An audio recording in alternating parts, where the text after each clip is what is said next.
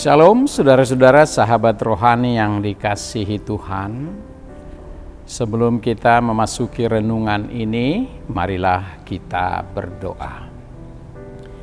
Kasih karunia dan damai sejahtera dari Allah Bapa Tuhan kita dan dari Yesus Kristus menyertai kamu. Amin. Firman Tuhan yang menjadi renungan bagi kita pada saat ini diambil dari Matius 5 ayat 19. Demikian firman Tuhan. Karena itu, siapa yang meniadakan salah satu perintah hukum Taurat, sekalipun yang paling kecil, dan mengajarkannya demikian kepada orang lain, ia akan menduduki tempat yang paling rendah di dalam kerajaan surga. Tetapi siapa yang melakukan dan mengajarkan segala perintah-perintah hukum Taurat, ia akan menduduki tempat yang tinggi di dalam kerajaan surga. Firman ini sangat indah untuk mengingatkan kita bagaimana sesungguhnya kita memberikan pengajaran yang benar tentang hukum Tuhan. Karena itu juga adalah menentukan pada posisi kita di dalam kerajaan surga. Oleh karena itu kita ambil tema dari renungan ini, kedudukan orang percaya di dalam kerajaan surga. Sahabat rohani yang dikasihi Tuhan Yesus Kristus, mas kita ini merupakan bagian khotbah di bukit yang sangat terkenal itu, di mana Tuhan Yesus menyampaikan serangkaian ajaran-ajaran yang menguraikan prinsip-prinsip kerajaan Allah. Khotbah di bukit berisikan beberapa ajaran Yesus yang paling menantang kita semua. Setelah dimulai dengan berkat yang tidak terduga dengan ucapan bahagia, Tuhan Yesus kemudian menegaskan kepada para murid khususnya supaya melakukan pekerjaan yang baik yang mempengaruhi banyak orang. Dikatakan menjadi garam dan terang dunia. Sahabat rohani yang dikasihi Tuhan Yesus Kristus, Yesus Kristus menyatakan bahwa standar kebenaran surga adalah berada di luar kemampuan manusia. Kebenaran ahli Taurat dan orang Farisi yang dangkal tidaklah cukup untuk membawa mereka mencapai surga. Sehingga tujuan Allah bukanlah untuk meniadakan hukum Taurat, tetapi untuk mencapai tujuan awal dari Allah ketika memberikan hukum Taurat kepada bangsa Israel. Memang Allah memberikan 10 perintah kepada umatnya dalam perjanjian lama. Tetapi meskipun demikian, karena dosa masih ada di dalam dunia, perjanjian baru menegaskan bahwa 10 perintah tetap harus berlaku dan dilakukan, serta merupakan hal yang paling penting untuk mengatur menata kehidupan seorang Kristen saat ini. Oleh karena itu hukum Taurat tidak hanya berfungsi sebagai tata cara moral bagi orang Kristen di masa lalu, tetapi juga di masa kini, namun sekaligus juga sebagai peringatan bahwa kita semua membutuhkan Tuhan Yesus sebagai juru selamat, karena tidak seorang pun dapat menaati seluruh perintah Allah dengan sempurna sepanjang waktu. Sahabat rohani yang dikasihi Tuhan Yesus Kristus, 10 perintah Allah sangat indah dan dirangkai satu kata oleh Yesus Kristus, yaitu kasih. Perintah Allah menuntut kerendahan hati dan cinta kasih kepada Allah dan sesama manusia. sebagaimana orang tua yang penuh cinta kasih, yang menetapkan aturan-aturan dasar bagi hidup anak-anaknya untuk diikuti agar menjalani kehidupan yang baik, aman, dan sukses. Allah Bapa juga memberikan kita 10 perintah sebagai alat bagi kita menumbuhkan, membantu kita menjalani kehidupan yang terbaik, yang berkenan kepadanya dan kepada sesama manusia. Sahabat rohani yang dikasihi Tuhan, dalam nats kita, Tuhan Yesus menegaskan untuk memelihara hukum Taurat dengan sangat hati-hati dan tidak boleh gegabah, serta menunjukkan bahaya yang timbul jika kita lalai dalam satu hal yang kecil saja.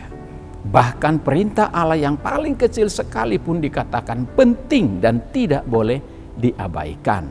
Ini menunjukkan bahwa tidak ada perintah yang dianggap tidak penting dari semua perintah Tuhan. Karena siapa yang meniadakan salah satu perintah hukum Taurat, seperti yang dilakukan oleh kaum Farisi yang melalaikan banyak hukum Taurat dan mengerjakan banyak hal untuk dilakukan oleh orang lain dan diajarkan kepada mereka, dikatakan akan menduduki tempat yang paling rendah di dalam kerajaan surga. Melanggar perintah saja sudah berbahaya. Namun yang lebih buruk lagi adalah jika kita mengajarkan yang salah kepada orang lain.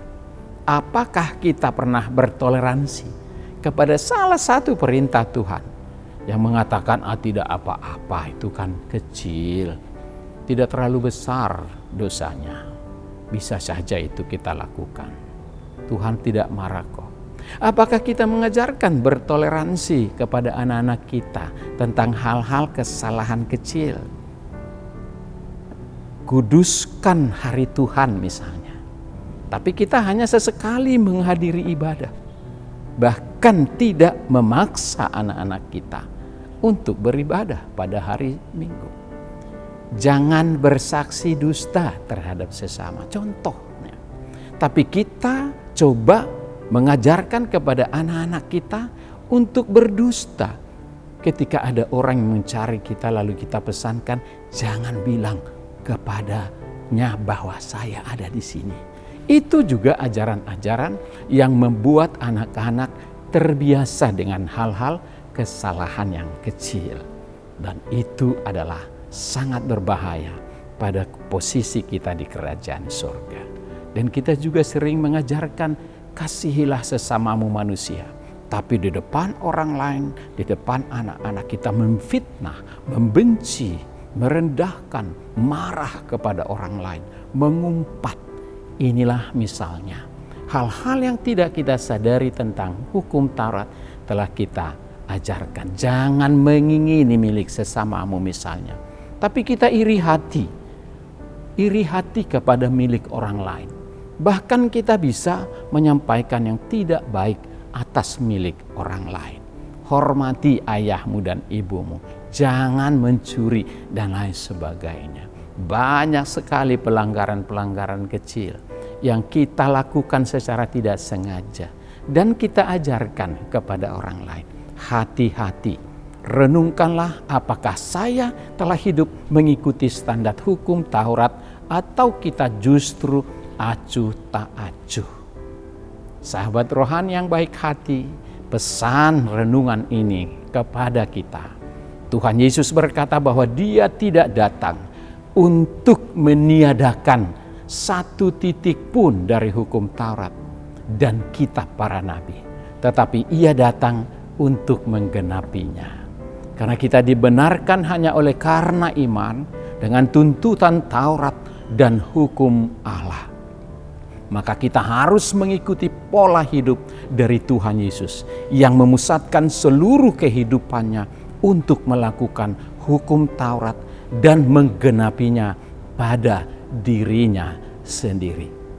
Kristus bukan hanya teladan kesempurnaan dalam melakukan perintah atau hukum Tuhan, tetapi menjadi motivasi serta kekuatan bagi kita untuk tidak abai mempraktekkan hidup yang benar, hidup yang kudus, hidup yang adil, sekalipun banyak orang yang tidak suka dengan hal-hal seperti itu. Karena itulah ajaran firman Tuhan.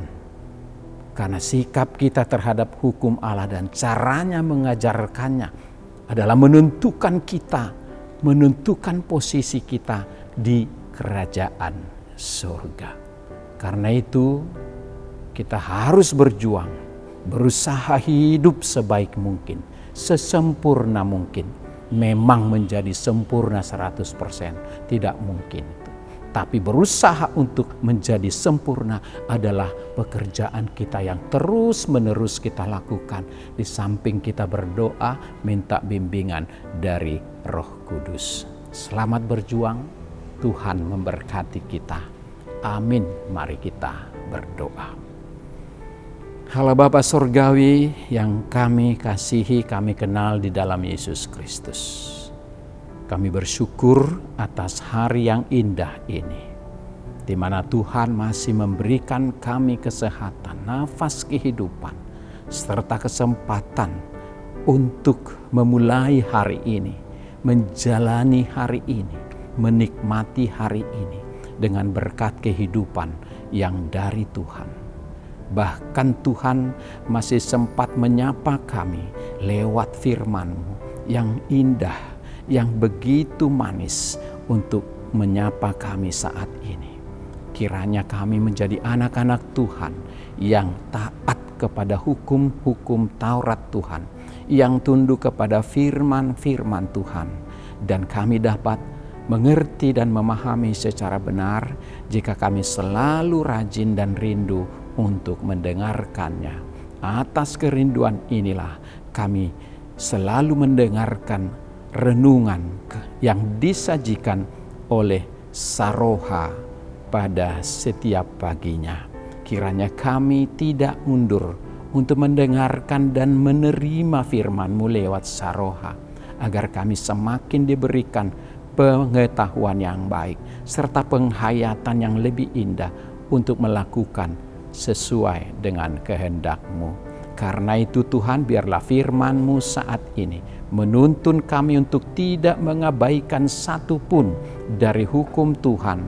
Ya, walaupun itu sangat kecil untuk kami abaikan, tapi kami harus berjuang keras untuk selalu hidup di jalan kebenaran Tuhan.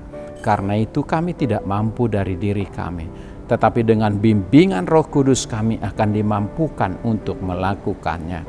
Karena itu tuntunlah kami ya Roh Kudus, supaya kami dapat berjalan sesuai dengan firman Tuhan. Terima kasih Tuhan atas berkat-Mu kepada kami sekeluarga. Karena kami semua dalam keadaan sehat-sehat dan baik-baik.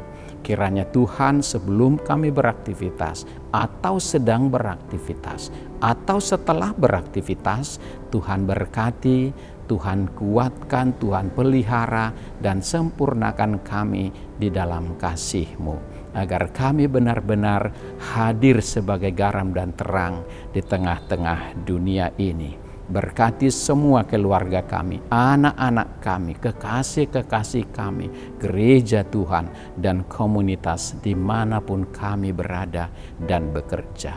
Terima kasih Tuhan atas kebaikan-Mu. Hanya Bagimu-lah hormat pujian dari kami sampai selama-lamanya.